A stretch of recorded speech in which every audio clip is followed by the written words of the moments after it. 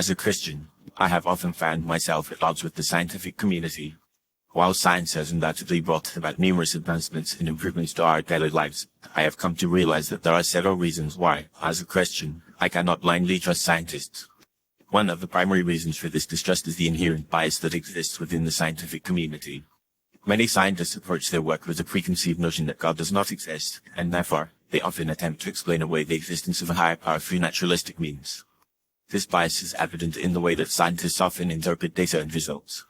For instance, when faced with the complexity and intricacy of the human body, many scientists attribute its origins to evolution rather than intelligent design. This, to me, is a clear example of how scientists can be influenced by their own worldview, rather than allowing the evidence to speak for itself. Furthermore, the fact that scientists are human beings prone to mistakes and errors also raises concerns about the reliability of their findings. Even with the most rigorous testing and peer review, scientific theories and discoveries can still be flawed or incomplete. Another reason why I, as a Christian, am wary of trusting scientists is the fact that they often operate within a framework that is opposed to Christian values. The scientific method, which is based on observation, experimentation, and evidence-based reasoning, can be a powerful tool for understanding the natural world. However, when this method is applied to the study of human life and behavior, it can lead to a reductionist view of humanity, where people are seen as nothing more than complex machines or animals. This perspective is in stark contrast to the Christian view of humanity, which sees people as created in the image of God, with inherent dignity and worth. Additionally, the scientific community's emphasis on empiricism and experimentation can lead to a lack of consideration for moral and ethical implications. For example, scientists may develop new technologies or treatments without fully considering the potential consequences for human society. This is particularly evident in fields such as genetic engineering and stem cell research, where the potential for abuse and exploitation is high.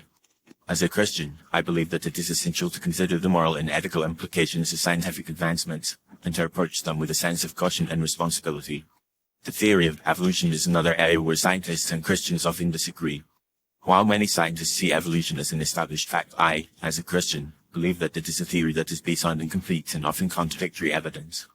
The fact that scientists are still debating the mechanisms and processes of evolution, and that many of the transitional fossils that are supposed to support the theory are still missing, raises significant doubts about its validity. Furthermore, the idea that complex life forms can arise through random chance and natural selection is, to me, a testament to the incredible complexity and design of the natural world, rather than evidence of a pure naturalistic origin. In conclusion, as a Christian, I have several reasons why I cannot blindly trust scientists.